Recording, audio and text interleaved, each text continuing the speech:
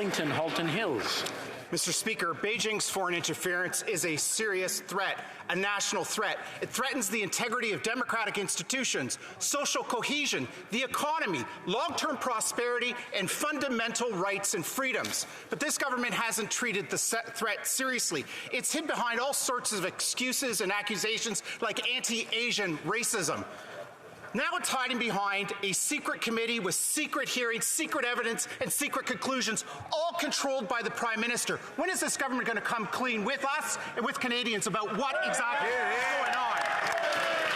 The Honourable Minister for Public Safety.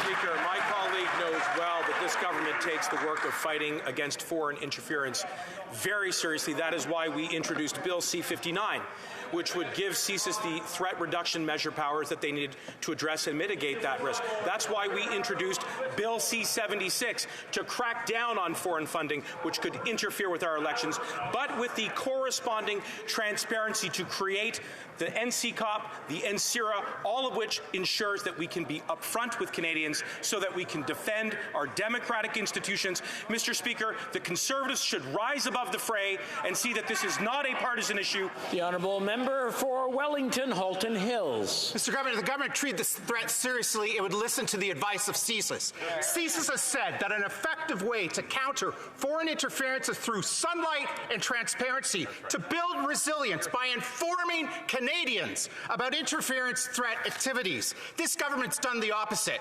First, it hid behind excuses and accusations. Then it hid behind a secret committee and behind a special rapporteur. This government has been anything but transparent about this. It's burying the truth in process. Why? The Honourable Minister for Intergovernmental Affairs.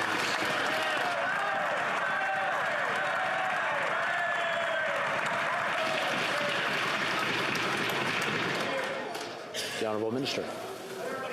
Mr. Speaker, my honourable friend likes to refer to what CSIS said. Let's talk about what they said in 2013, when the Leader of the Opposition was Minister responsible for democratic institutions.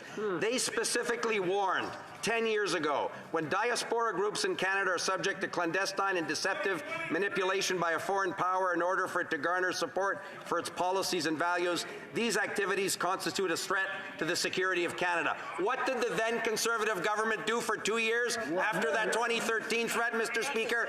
Absolutely nothing. L'honorable